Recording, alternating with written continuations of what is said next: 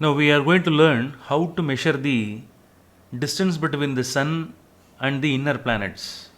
Which two are called inner planets? Mercury and Venus. Both are called as inner planets. Their respective distance from the sun that could be measured by the unit called astronomical unit. First you should know what is 1 AU. AU is called as astronomical unit. 1 AU is the distance between the sun and the earth. From the center of the sun up to the center of the earth, in between distance is measured as 1 AU. Okay, 1 AU is equivalent to 1.496 into 10 to the power of 11 meter. This 1 AU, that is the distance between the sun and earth, that is used as a unit to measure the long distance, is it clear, between the two planets or in between the sun and the planets. So within the solar system, this unit that could be used to measure the distance between the sun and the planets and also in between the two planets, we can use this unit. By using this unit, we can measure the distance between the sun and other planets. Specifically, we are going to concentrate on the Venus and Mercury. Look at that. Here, look at the position of the sun. It is in the horizon with respect to the earth. If you observe from the earth surface, the sun location, it is located in the horizon. In between distance is taken as 1 AU. Are you clear? If you observe the Venus from the surface of the earth, here you are able to get one angle. Are you clear? With respect to the sun, the horizon is there. With respect to the horizon, if you observe the Venus, you are able to obtain an angle. This angle is called angle of elevation. This is the maximum angular distance that can subtend at a point on the earth with respect to the sun. This angle, how it should be called? This is the maximum angular distance they can subtend at a point on the earth with respect to the sun. Are you clear? That angle is called angle of elevation. So the angle of elevation of the Venus with respect to the earth when the sun is at the horizon is how much? 46.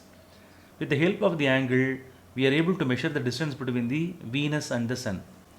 Look at here. Later we'll concentrate on the Mercury. Look at that. Here Venus, it is revolving in the some elliptical orbit. Is it clear? In its orbit with respect to the sun. When it is revolving here, here this is the maximum angle subtended. That maximum angle subtended is already explained. Are you clear? The angle of elevation is how much?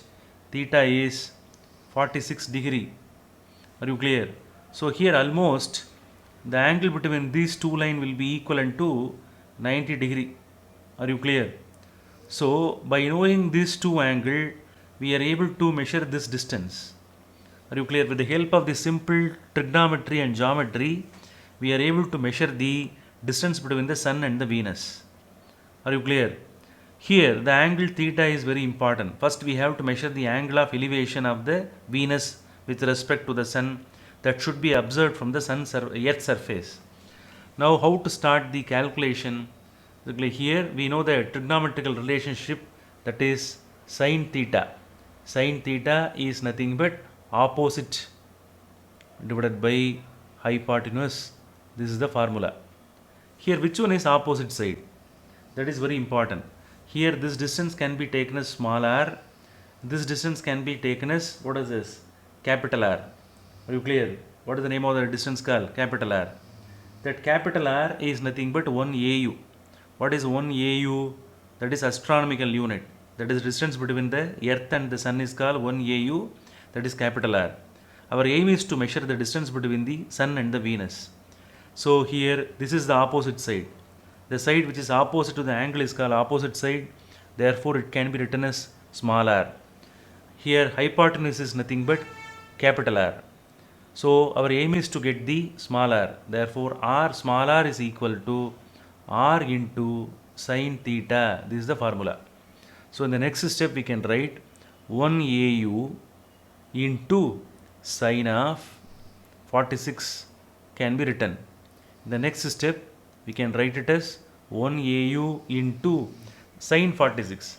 The value of sine 46 that is to be obtained from the logbook, its value is 0.72. After multiplication, the answer will be 0.72 AU. Are you clear? The meaning is the distance between the Sun and the Venus is how much? 0.72 AU. Are you clear? Compared to the distance between the Earth and the Sun, the distance between the Sun and the Venus is less. So, by using simple geometry, with the help of trigonometrical relationship, with the help of the unit AU, we have measured the distance between the Sun and the Venus. Are you clear? Very simple method. The same method that is to be adopted for measuring the distance between the Sun and the Mercury. Are you clear? Now next we are going to concentrate on the Mercury. Okay. Next we are going to measure the distance between the Sun and the Mercury. How to measure? Look at here. Here now we have to measure the angle of elevation of the Mercury with respect to the Earth. Here I have drawn one line. The name of the line can be taken as horizon. There in the horizon that Sun is appearing. With respect to the Sun, with respect to the horizon, if you measure the angle of elevation of Mercury from the Earth's surface, you will obtain the theta value as 22.5 degree. Here, previously we used this value for Venus. Now the angle of elevation of Mercury is how much? Theta is equal to 22.5 degree. Are you clear? Now, this distance in between the Mercury and the Sun, that distance must be measured. Same formula, sin theta is equal to opposite divided by hypotenuse. Here R is the distance between the Mercury and the Sun, and capital R is the distance between the Earth and the Sun, that is taken as 1 AU. Are you clear? We know the value of 1 AU. Are you clear? Now, the theta angle of elevation of the Mercury must be substituted. 1 AU into angle of elevation of Mercury is how much? Sine of 22.5 degree must be substituted. So if you take the log value from the log book, sine of 25, you will get the answer as how much? 0.38. 1 AU into 0.38, that is the value of sine 22.5. So after multiplication, you will get 0.38 AU. Are you clear? This is the distance between the Sun and the Mercury. Are you clear?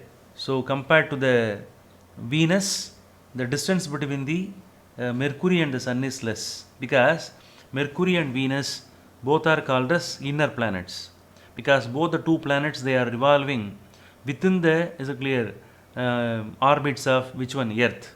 Are you clear? Both are closer to the Sun compared to the Earth. If you want to measure the distance of the other planets from the Sun, some other method must be adopted. Are you clear?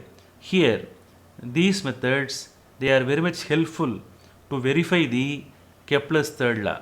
These are all the methods from which we are able to verify the Kepler's third law. Are you clear? What Kepler's third law says? T square divided by R cube is a constant. Are you clear? So next we will see two cases. There we are able to verify the Kepler's third law. Okay.